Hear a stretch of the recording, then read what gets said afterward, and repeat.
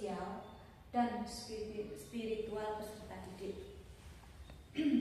Materi yang saya bahas yaitu yang pertama adalah pengertian perkembangan emosi, sosial, dan spiritual peserta didik. Emosi adalah perasaan yang ada dalam diri individu. Emosi dapat berupa perasaan senang dan tidak senang. Fungsi emosi di sini adalah untuk komunikasi, dan emosi berperan dalam mempengaruhi kepribadian dan penyesuaian diri anak dengan lingkungan sosial atau lingkungan di masyarakat. Perkembangan sosial yaitu perolehan kemampuan berpikir yang sesuai dengan tuntutan sosial. Spiritualitas yaitu aspek yang lebih banyak melihat lubuk hati, getaran hati, lalu nurani, pribadi, dan sikap personal. Yang kedua yaitu dalam yang B, karakteristik perkembangan emosi, sosial, dan spiritual. Emosi dibentuk dari 5 tahap. Yang pertama adalah tahap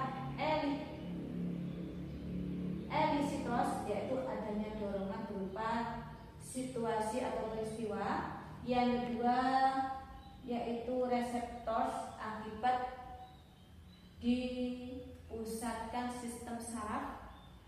Yang ketiga state, yaitu perubahan spesifik yang terjadi dalam aspek fisiologi.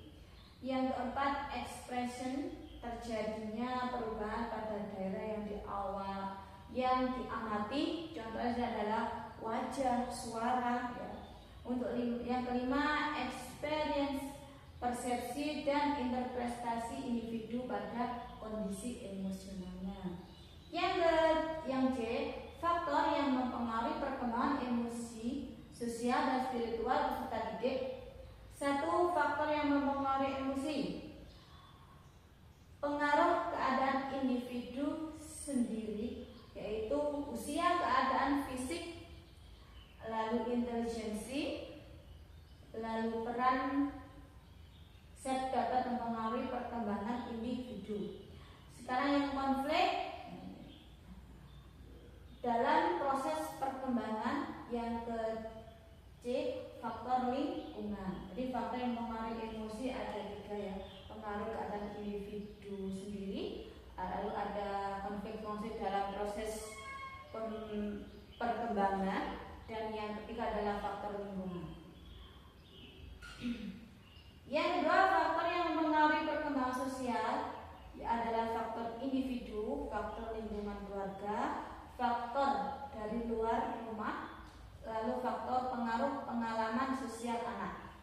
Faktor yang mempengaruhi perkembangan spiritual, yang pertama adalah keluarga, yang kedua adalah lingkungan sekolah, yaitu lingkungan pergaulan, selanjutnya lingkungan masyarakat, ada faktor etnis, lalu tingkat penalaran dan teknologi.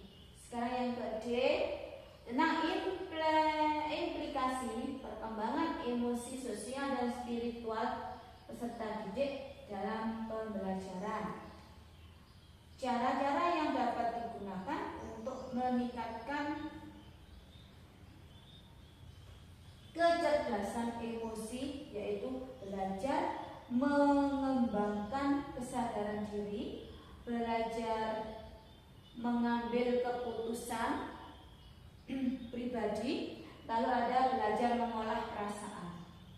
Strategi menangani perkembangan emosi peserta didik. 1. Guru dan orang tua tidak membuat jarak sosial.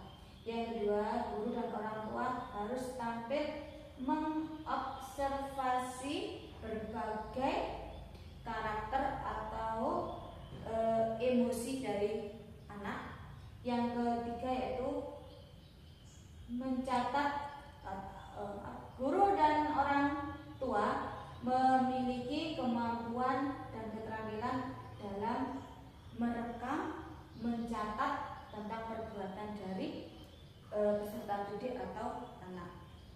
Ini yang bisa saya paparkan.